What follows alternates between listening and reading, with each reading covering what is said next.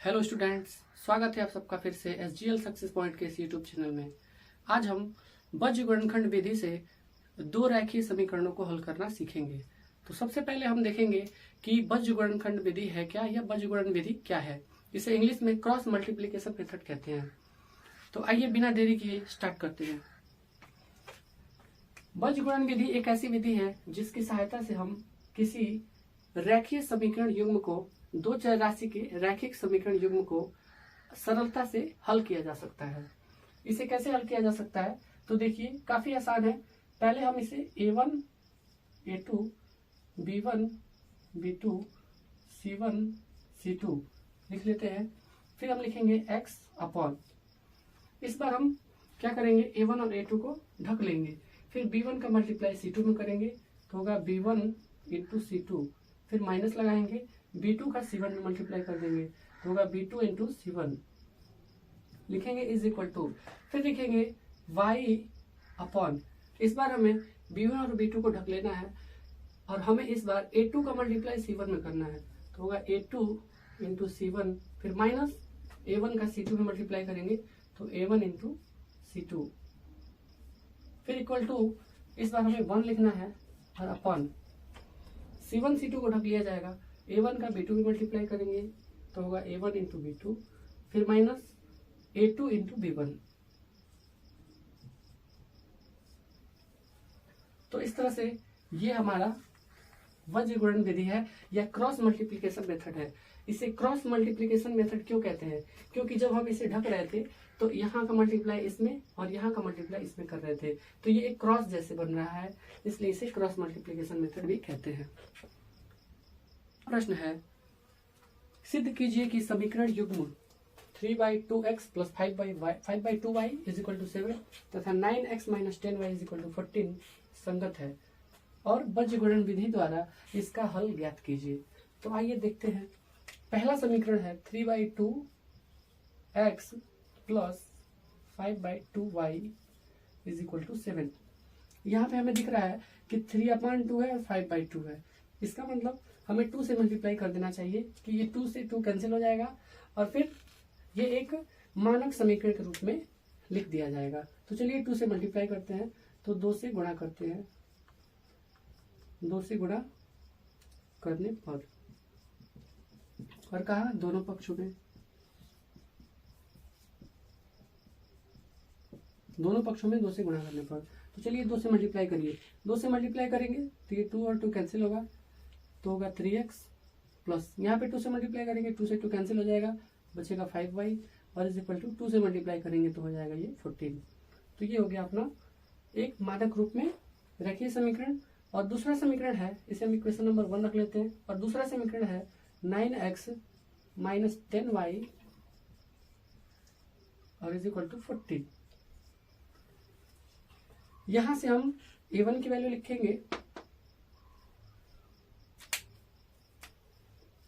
A1 is equal to 3, A2 is equal to 9, B1 is equal to 5 और B2 is equal to minus 10, C1 is equal to, इस 14 को इधर लेके आएंगे तो माइनस का 14 होगा, और ऐसे ही C2 इज इक्वल टू, इसको इधर लेके आएंगे तो ये भी माइनस का 14 ही होगा। तो पहले हम ये देखेंगे कि क्या ये समीकरण युग्म संगत है या नहीं। तो समीकरण युग्म संगत कब होता है? जब इस समीकरण युग्म का कोई ना कोई हल हो। इसे हम इक्वेशन नंबर 2 रख लेते हैं। तो या तो उस समीकरण युग्म का अद्वितीय हल हो या अपरिमित रूप से अनेक हल हो, तभी कोई समीकरण युग्म संगत होता है और अथवा वो असंगत होता है। तो हम A1/A2 की वैल्यू फाइंड करेंगे। A1/A2 इज इक्वल टू होगा 3/9 और ये हो जाएगा 3 1 3 और 3 3 9। इसी प्रकार B1/B2 की वैल्यू क्या होगी? B1 की वैल्यू है 5 और B2 की वैल्यू -10, तो यहाँ पे होगा 5 और -10। तो 5 1 5, 5 2 10। यहाँ पे हमें क्या दिख रहा है कि A1/A2 की वैल्यू B1/B2 के इक्वल नहीं आ रही है, तो यहाँ पे लिखेंगे A1/A2 not is equal to B1/B2। इसलिए समीकरण युग्म का अद्वितीय हल है।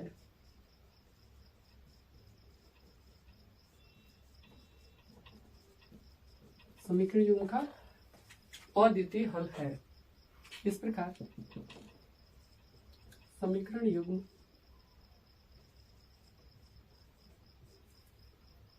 संगत है। तो हमने ये प्रूफ कर दिया है कि दिया गया समीकरण युग्म संगत है। अब हम इसे बीजगणित विधि से इसका हल प्राप्त करेंगे। तो यह है हमारा समीकरण युग्म। अब हम इसे बीजगणित विधि से हल करेंगे। तो आइए देखते हैं। लिखेंगे x अपॉन, इसे ढक लिया जाएगा, 5 का मल्टीप्लाई 14 में करेंगे तो 14 25 70, माइनस का 70 होगा, फिर माइनस लिखा जाएगा, फिर माइनस 10 का मल्टीप्लाई 14 में करेंगे तो ये होगा 140, लिखेंगे 140, फिर इज इक्वल टू यहाँ पे लिखेंगे y अपॉन, इसको ढक लिया जाएगा, फिर 9 का मल्टीप्लाई इसमें करेंगे तो 14 9 126 होता है, तो माइनस का 126 हो जाएगा, फिर यहाँ पे माइनस लगाएंगे और फिर 3 का मल्टीप्लाई 14 में करेंगे तो 14 3 42 हो जाएगा। ये माइनस का 42 होगा, फिर लिखेंगे माइनस का 42, फिर लिखेंगे 1 अपॉन और इसे ढक लिया जाएगा, फिर लिखेंगे 10 3 30 यानी 10 3 30, फिर लिखेंगे माइनस का 30 और यहाँ पे लगाएंगे माइनस, फिर 9 का मल्टीप्लाई 5 में करेंगे तो 9 5 जा 45 यानी 9 5 45। ये होगा x अपॉन 70 और 40 माइनस 210, ये होगा माइनस 126 और ये प्लस का 42 और ये होगा 1/30 और 45 माइनस का 75। इसे थोड़ा और सॉल्व कर लिया जाए, इसे हम घटाएंगे तो होगा माइनस का 6 में से 2 जाएगा तो 4 और 12 में से 4 जाएगा तो 8 और ये है 1 अपॉन माइनस का 75। अब हम इसे बारी बारी से एक बार x के साथ इसे ले लेंगे और एक बार y के साथ इसे ले लेंगे तो ये हमारा प्रश्न हल हो जाएगा, यानी x और y की वैल्यू हमें प्राप्त हो जाएगी। तो चलिए x अपॉन माइनस का 210 और ये 1 अपॉन माइनस का 75 रखते हैं। x अपॉन माइनस का 210 और is equal to 1 upon minus का 75। तो सबसे पहले ये माइनस से ये माइनस कैंसिल होगा, 210 का मल्टीप्लाई कर देंगे तो लिखेंगे 210 अपॉन 75। इसे हम कट कर सकते हैं,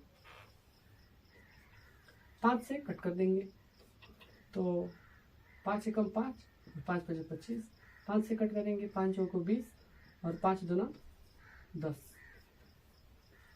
ये फिर से 3 से कट हो जाएगा, 3 5 15, 3 कम 3, 3 चौको 12। तो हमारा आंसर होगा x की वैल्यू 14/5। और इस तरह से एक बार हम y और 1/75 को ले लेंगे तो हमारा ये प्रश्न y की वैल्यू भी निकल जाएगी।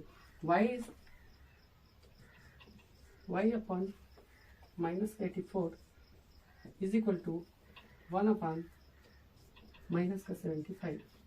तो एक बार फिर से माइनस से माइनस कैंसिल होगा, फिर लिखेंगे y इज इक्वल टू, इसका मल्टीप्लाई यहाँ पे करेंगे तो होगा 84 अपॉन 75।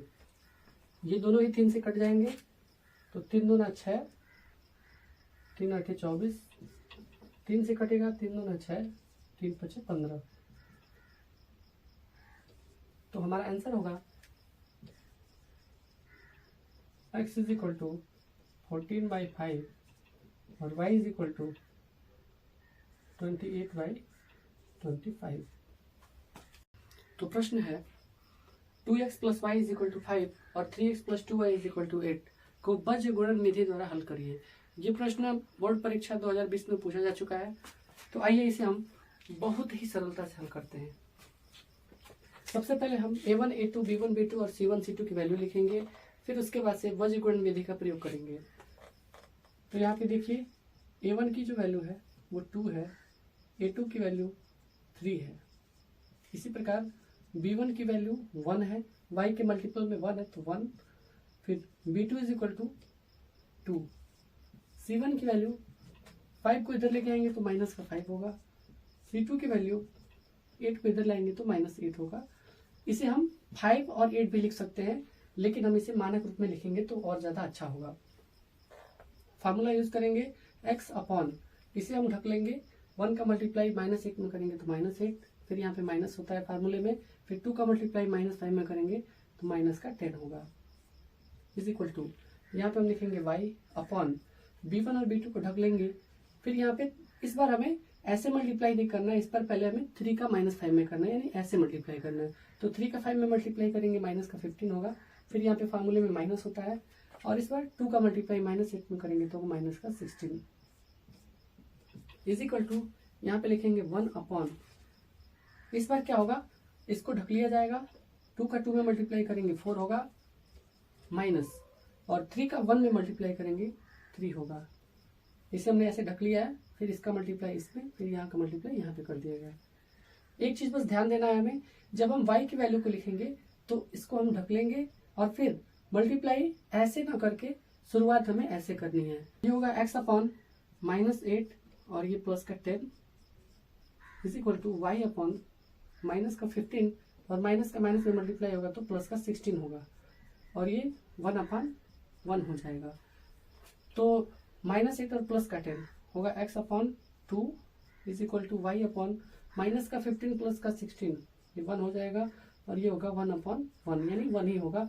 अब हम एक बार x बाई 2 को और ये 1 को ले लेंगे, फिर एक बार y बाई 1 और ये 1 बाई 1 को ले लेंगे, यानी 1 को ले लेंगे तो हमें x और y की वैल्यू को आराम से मिल जाएगी। तो लिखते हैं x by 2 is equal to 1 by 1, यानी 1, 2 का मल्टीप्लाई 1 में करेंगे x इज इक्वल टू 2 होगा। इस तरह से x की वैल्यू हमें मिल गई। फिर ये y बाई 1 की वैल्यू 1 के बराबर रखेंगे, तो लिखेंगे y by 1 is equal to 1, तो 1 का मल्टीप्लाई 1 में करेंगे तो होगा y इज इक्वल टू 1। इसे हम 1 बाई 1 ना लिख करके केवल 1 लिखते हैं तो ज्यादा बेहतर होगा। आंसर में लिखेंगे x इज इक्वल टू 2 और y इज इक्वल टू 1। तो आशा करते हैं कि वज्रगुणन विधि आप सबको समझ में आई होगी, और इसकी सहायता से हम कठिन से कठिन प्रश्न को काफी सरलता से हल कर सकते हैं।